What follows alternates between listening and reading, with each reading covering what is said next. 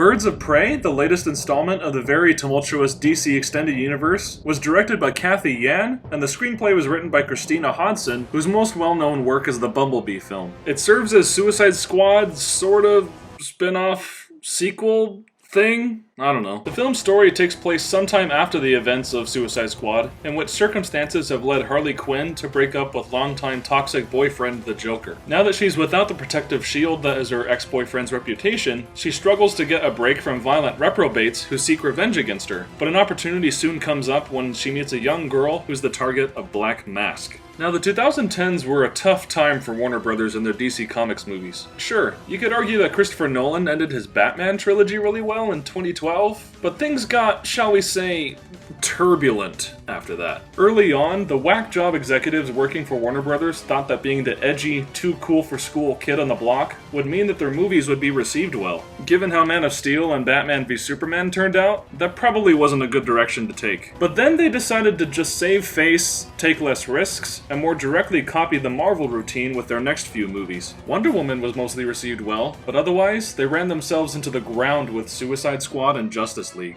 Ironically, the moment they decided to go fully insane with Aquaman was when they really began to develop a niche. That movie may be completely bonkers and stupid beyond reason, but the fact that it is knowingly stupid and was produced with flashy visuals resulted in something legitimately fun. Clearly that works since it's the only film in the franchise to cross the $1 billion threshold so far. Shazam would then go on to receive strong acclaim from both audiences and critics, but surprisingly, it didn't end up being quite the box office juggernaut Warner Brothers probably hoped for. But why do I bring all this up in relation to Birds of Prey? Well, I think it's good to know the road that DC took to get where they are now. They've tried over and over again to replicate the same success Marvel has found with their properties, but it wasn't until recently that they've done things that people have actually responded to. I believe that is what's allowed DC to be confident enough to make something so unorthodox, so unapologetically left-wing, and relentlessly goofy. It's a series of creative risks that I can appreciate, and even though Birds of Prey hasn't been doing too well at the box office, most people seem to be on board with it.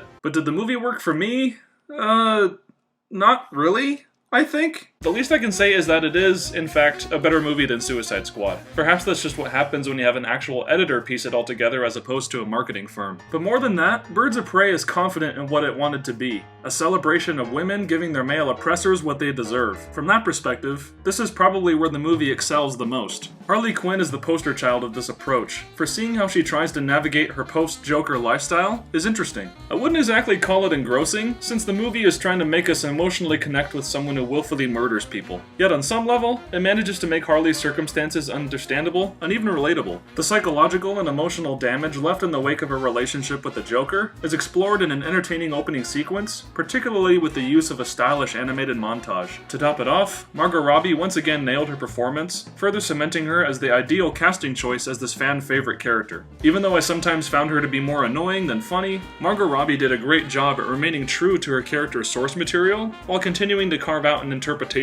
unique to her. And despite how characterization is quite thin across the board, each of the key actresses gets their own opportunities to shine in special ways. My personal favorite among the troupe had to be Mary Elizabeth Winstead, but honestly, I love seeing her show up in practically any movie she can get her hands on. In any case, seeing them all come together in the film's third act is satisfying enough, witnessing their action unfold with carefully planned wide shots, enjoyable fight choreography, and competent editing certainly helped. Anyone who buys a ticket solely to see these characters whoop some masculine butt should hopefully get their money's worth. However, herein lies the problem that pretty much breaks the movie. It all happens too late. There are some pleasurable action scenes throughout the film, sure, but it's all flashy for the sake of it being flashy. If you're looking to get any kind of dramatic or even emotional satisfaction out of these action sequences, then you picked the wrong movie. I can forgive a blockbuster for just wanting to be fun for a good portion of its runtime, as long as the payoff is good. The failing of Birds of Prey is that the build-up kills any momentum towards that inevitable climax. I knew the movie's pacing was in trouble as soon as Harley Quinn started going, "Well, in order for you to know what happens next, we gotta go back and explain some things."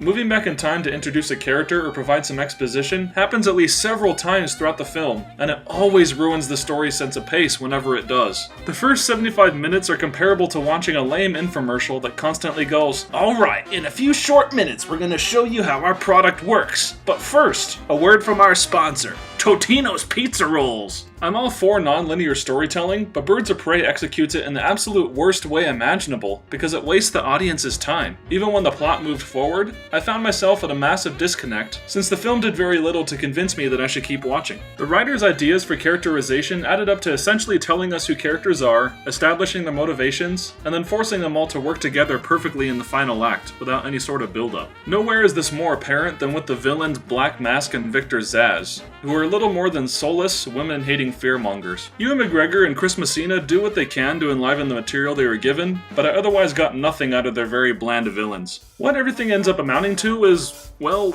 not much really. The entertaining moments are fun, but they have no foundation to be meaningful beyond simple pleasures. For a movie to already be so brazen and bold with its approach, and then drop the ball with its storytelling, is really disappointing. I should have left the theater feeling riled up and vindictive towards the evil men of the world, but rather, once the credits started rolling, I just wanted to go home and crawl into bed. Don't expect much from a movie that tries too hard to be cool and results in an even more immature riff on Deadpool. Some will appreciate the simple joys this movie offers in small doses, but I imagine that Wonder Woman 1984 will really be the female-led superhero film to get people talking when it releases later this summer.